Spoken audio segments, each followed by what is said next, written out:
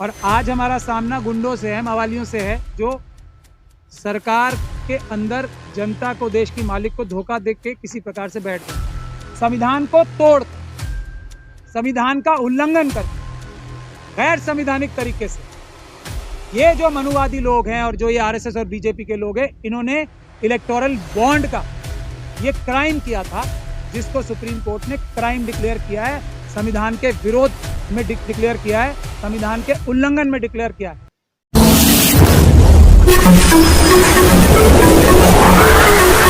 तो भानु जी ने जजेस का शुक्रिया अदा कर दिया।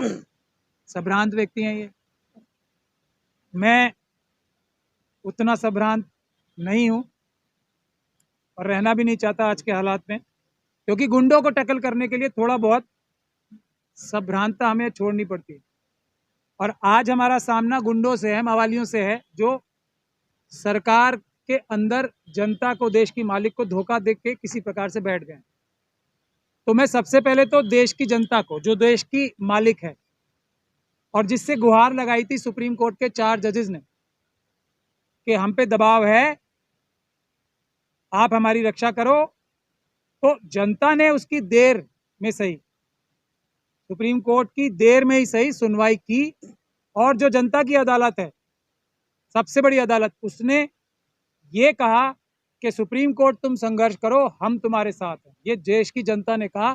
ये फैसला मैं देश की जनता को मुबारकबाद देना चाहता हूं कि आज ये हौसले वाला फैसला देश की जनता के आश्वासन के बाद आया है, ऐसा मेरा मानना है। और मुझे ये यकीन है कि मैं इसमें गलत नहीं मान रहा हूं, सही मान, वरना ये फैसला आना इतना आसान नहीं था। देश की जनता ने अब कह दिया है सुप्रीम कोर्ट और हर संस्थान को, ईमानदारी से काम करो, बहादुरी से काम करो, हम तुम्हारे साथ हैं, डरने की कोई आवश्यकता नहीं है किसी से। अब इसलिए ये फैसला आया। और ये फैसला क्या है, मैं उसी देश की जनता के मालिकों को उनकी आम भाषा में, उनके समझ में आने वाले तरीके से बताना चाहता हूं। भानु जी ने सारे एक्ट बता दिए जो गैर संवैधानिक करार दिए हैं सुप्रीम कोर्ट। गैर संवैधानिक का मतलब क्या हुआ?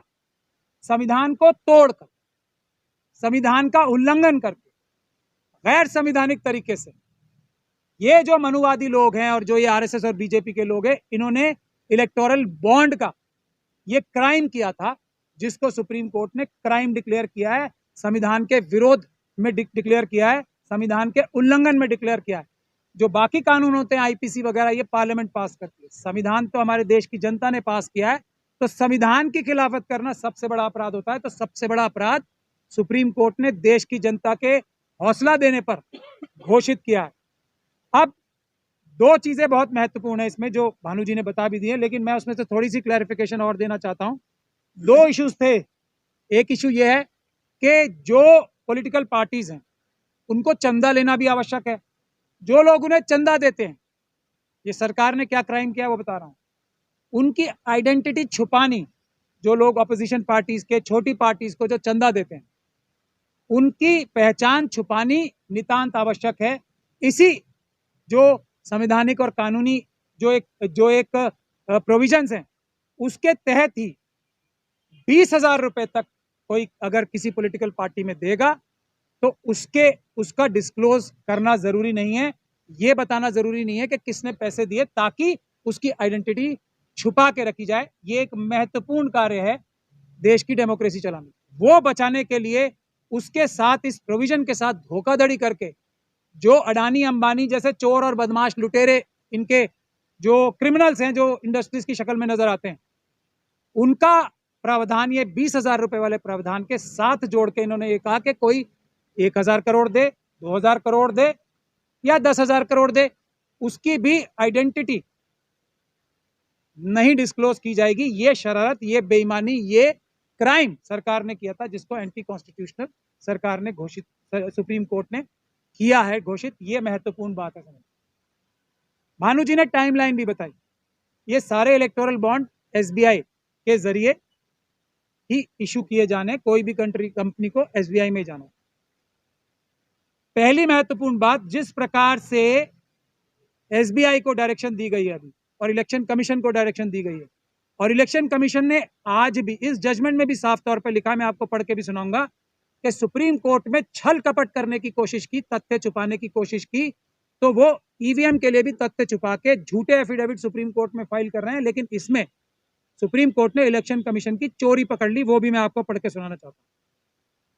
ये देखिए, एक 2000 जो 17-18 में जजमेंट आई थी, इंटरिम ऑर्डर जो 2019 में किया था कोर्ट ने, उसमें यह कहा था कि जो इलेक्शन कमीशन है वो जितनी भी पॉलिटिकल पार्टीज के जितने भी इलेक्टोरल बॉन्ड्स आए हैं उनका डेटा कलेक्ट करेगी और सुप्रीम कोर्ट को बताएगी।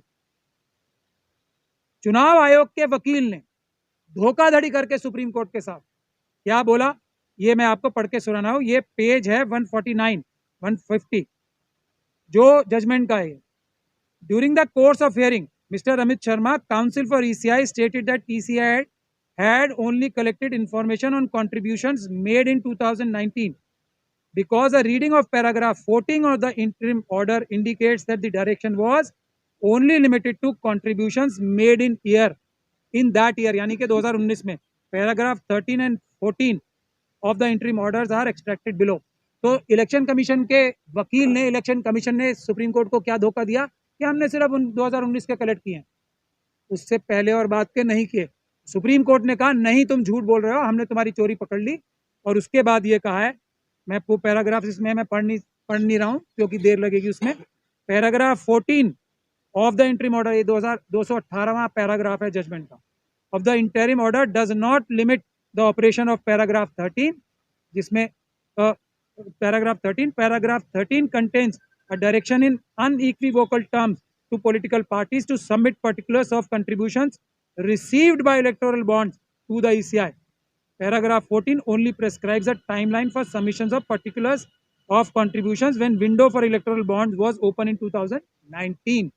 तो ये फ्रॉड करने से सुप्रीम कोर्ट के साथ इलेक्शन कमीशन नहीं डर रहा है, तो ये अपराधी हैं या कौन है? ये सुप्रीम कोर्ट ने उनका अपराध पकड़ के हाईलाइट किया कि झूठ मत बोलो तुम, हमारा ऑर्डर कुछ और था, सब कुछ देने का था। तो एक तो सब कुछ देने का आदेश किया। दूसरा, अब इसमें महत्वपूर्ण बात क्या है, आप सब लोग भी तैयार हो जाइए और हम लोग भी तैयार हो रहे हैं। दो चीजें महत्वपूर्ण है। मार्च के महीने में जब 3 हफ्ते पूरे हो जाएंगे,